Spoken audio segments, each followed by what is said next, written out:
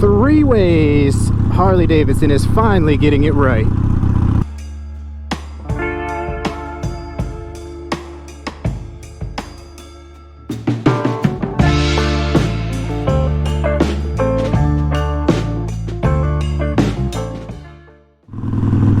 Alright everybody, what is up? How's everybody doing today? Thanks for stopping by to check out today's video.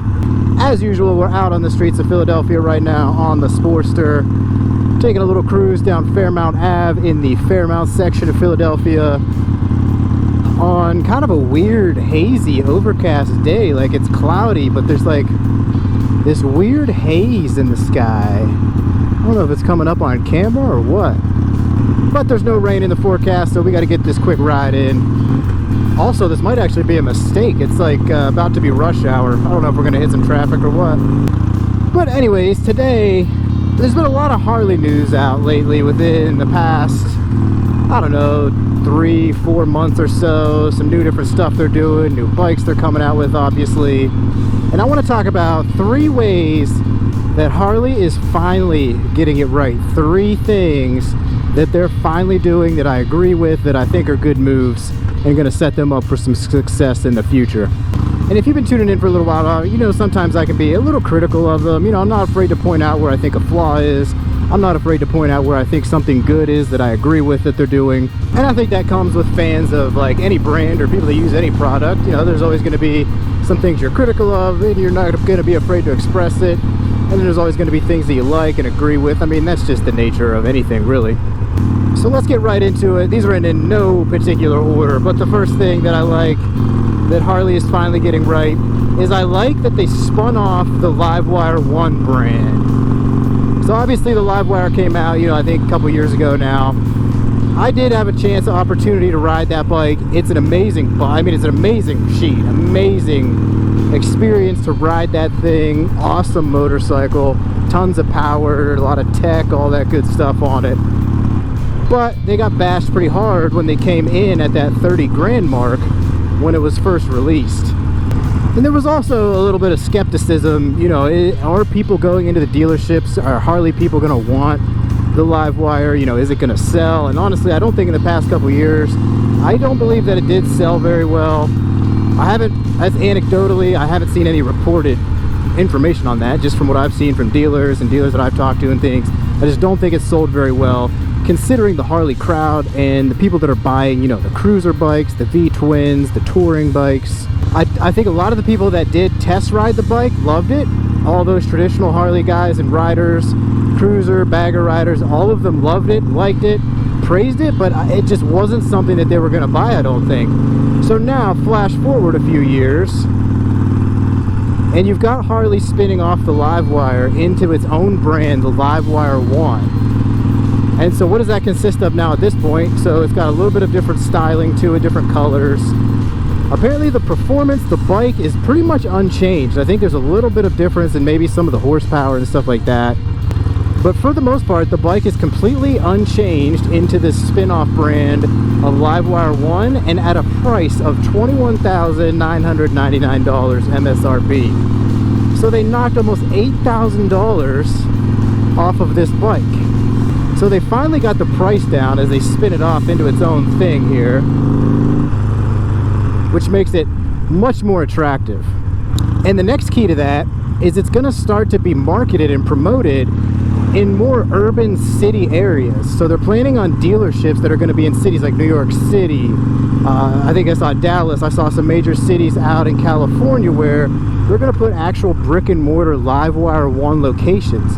And if you think about it, that's where this bike is going to sell. If you think about where all the traditional Harley dealers are, you know, they're kind of outside of urban areas. They're out off highways and things like that.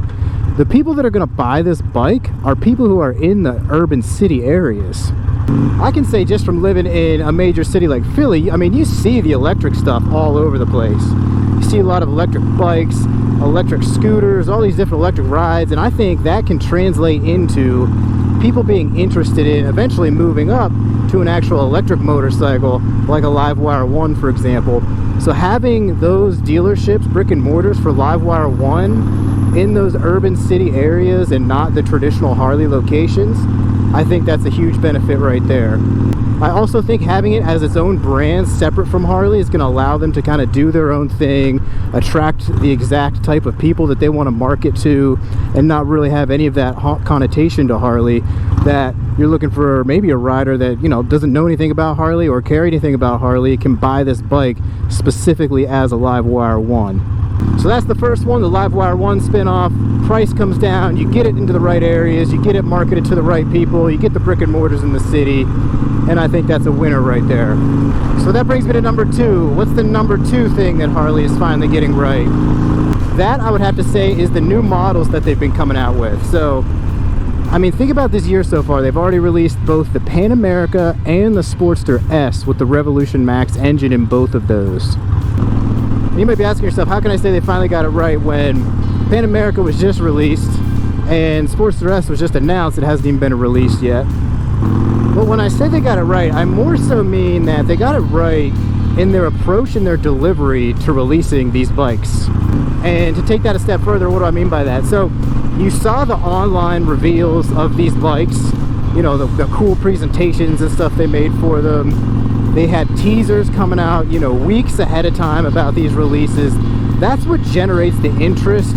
That's what generates the hype to where they get that publicity. You know, you get people interested, you get people watching these things, you know, whether it's good or bad feedback.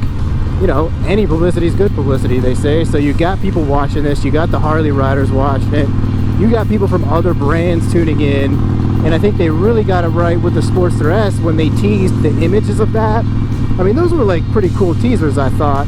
That got me hyped up for the release, and that got me hyped up to watch it. And I just think overall they're getting it right by diving into the new engine, the Revolution Max 1250, maybe some new iterations that we're going to see of that moving forward, and diving into these new models, because I mean, man, it was just time, you know?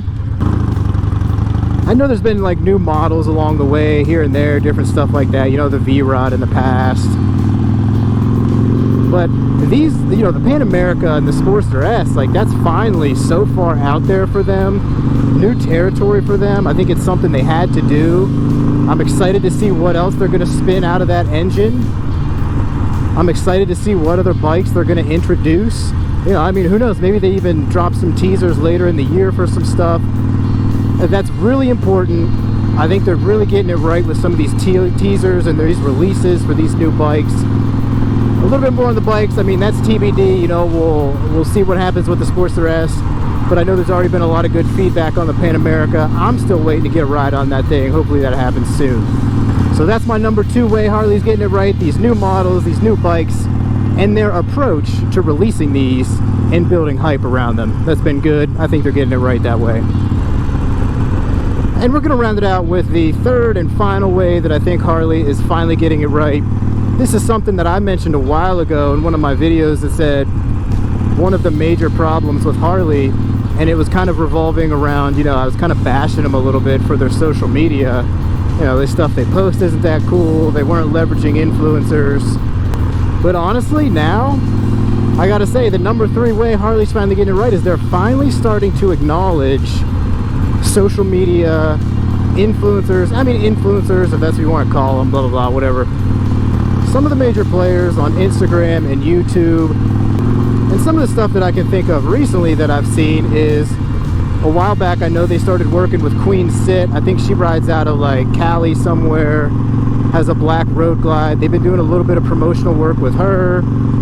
She's been doing some stuff. One of the really cool things that happened recently, I'm pretty sure everybody probably saw this, was Whip Mesa driving around the Pan America, doing all 48, lower 48 states in 10 days or something like that on the Pan America. You know, she's all over IG talking about it. She's got YouTube videos coming out now talking about it. I mean, that stuff is going to be huge for both her and Harley, if you think about that. I mean, the fact that they gave her that bike to do that with, I think she also rode across over to Babes Ride Out up in New York on the same bike, so she had it for a while actually. And the fact that it's a brand new bike, I mean, she's going to be able to give her honest opinions on that. She's got a big following, a lot of people are going to see it. I think it's just really important for them to continue to work in that capacity and work with people like that for that exposure. Because I mean, if they're not making that content themselves, give someone else a bike and let them make the content for you. I know another one that I also saw recently during the Sportster S release was they invited Chase on Two Wheels out to a press day for him to come ride the Sportster S, and he was saying in that he's actually never even been on a Harley Davidson. So the fact that they're reaching out to these people, you know, diverse groupings of people, to come out, do these things, give them bikes, have them ride bikes, give their feedback. You know, he's not a Harley guy, he's never been on a Harley, he said, but they still reached out to him. He's still going to get involved, he's still going to do it. I can't wait to see some of his feedback.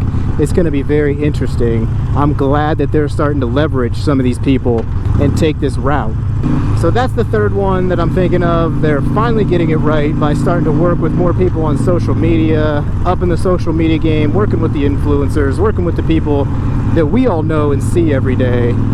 So that's going to wrap it up for now on my 3 ways Harley's finally getting it right, which includes the Livewire 1 spin-off, the new models, the new releases, and the teaser trailers, and then working with more social media people, YouTube, Instagram, people we know and see all the time. So let me know what you think of those 3 items right there, of how I think Harley's finally getting it right.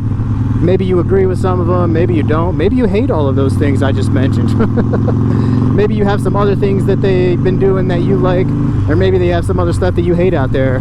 Drop it in the comments and let me know. But that is going to wrap it up for now as we cruise back towards Manayunk.